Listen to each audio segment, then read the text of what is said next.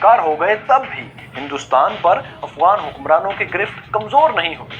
غزنویوں کی جگہ جلد ہی دوستو ایک اور ترک خاندان غوری خاندان نے لے لی۔ یہ لوگ افغان صوبے غور میں رہتے تھے اور اسی لیے غوری کہلاتے تھے۔ غوری خاندان محمود غزنوی کی آمد سے پہلے بھی غور پر حکومت کرتا تھا۔ غور تک ان کی حکومت محدود تھی، لیکن محمود غزنوی نے اس خاندان کو شکست دے کر غور پر قبضہ کر لیا تھا۔ اس شکست کے تقریباً 150 برس تک غوری خاندان اس علاقے پر حکومت تو کرتا رہا، ان کے لوگ تخت نشین بھی ہوتے رہے، لیکن یہ غزنویوں کے ماتحت ہی رہے۔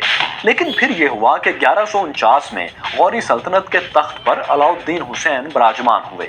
انہوں نے غزنوی امپائر کی بالادستی ماننے سے انکار کر دیا اور آزادی کا اعلان کر کے غزنویوں کے خلاف بغاوت کر دی۔ اپنی تخت نشینی کے کچھ ہی عرصے کے اندر انہوں نے غزنی شہر پر بھی حملہ کر کے اسے تباہ و برباد کر دیا۔ البتہ علاؤالدین غزنی شہر پر اپنا قبضہ برقرار نہیں رکھ سکے، مگر ان کے جانشینوں نے اس شہر پر قبضہ بھی کیا اور اسے غوری سلطنت کا مستقل حصہ بنا لیا۔ غزنویوں نے غزنی حکومت کھونے کے بعد اپنا دارالحکومت لاہور منتقل کر لیا۔ افغانستان کو اپنے قبضے میں لانے کے بعد غوریوں نے ہندوستان میں بھی غزنویوں کی حکومت کو چیلنج کر دیا۔ اس کے بعد لیکن غوریوں میں ایک ایسا فوجی کمانڈر آیا جس نے دہلی تک بھی دوستو فتح کے جھنڈے گاڑے۔ اس کمانڈر کا نام تھا شہاب الدین محمد غوری۔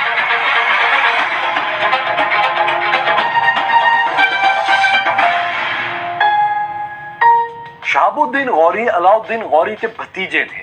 علاؤالدین اور ان کے بیٹے سیف الدین کی موت کے بعد غوری سلطنت کی باغ ڈور شہاب الدین کے بھائی غیاث الدین نے سنبھال لی تھی۔ غیاث الدین نے شہاب الدین غوری کو اپنا کمانڈر بنا کر پنجاب پر حملے کے لیے بھیجا۔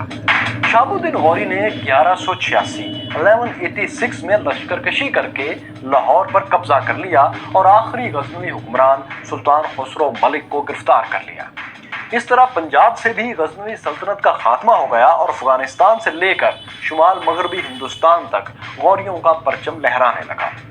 شہاب الدین محمد غوری نے لاہور کی فتح کے بعد بھی کامیابیوں کا سلسلہ جاری رکھا اور 1192 میں ہندو راجا پرتھوی راج چوہان کو شکست دے کر دہلی پر قبضہ کر لیا۔ یہ تاریخ میں شاید پہلا موقع تھا کہ افغانستان کی کسی مقامی سلطنت کی حدود دہلی تک پہنچ گئی تھی۔ دہلی کی فتح کے کچھ عرصہ بعد ہی اس سلطنت کی حدود بنگال تک بھی جا پہنچی۔ یہ افغانوں کی بہت بڑی کامیابی تھی، لیکن دوستو غوری سلطنت غزنویوں سے بھی کہیں زیادہ کمزور ثابت ہوئی۔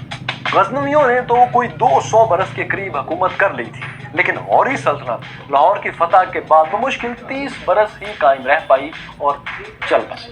اس سلطنت کو سب سے مہلک جھٹکا تب لگا جب 1206 میں شہاب الدین محمد غوری کو جہلم کے قریب باغی کھوکھروں نے قتل کر دیا۔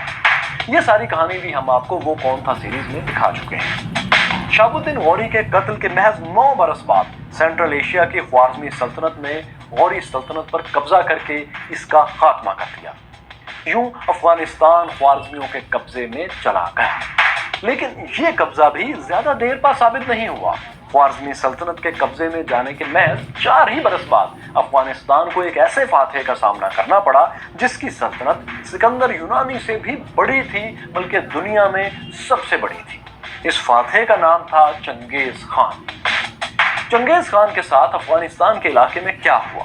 افغانستان جو کبھی مسلمانوں کا خراسانی علاقہ تھا، وہاں کون سے مسلم کمانڈرز نے چنگیز خان کا مقابلہ کیا اور کیسے کیا؟ یہ سب ہم دوستو جانیں گے ہسٹری آف افغانستان کی اگلی قسط میں۔ دوستو چنگیز خان کی بایوگرافی پر دیکھو سنو جانو میں ہم ایک شاندار ڈاکومنٹری فلم بنا چکے ہیں۔ اگر آپ نے یہ نہیں دیکھی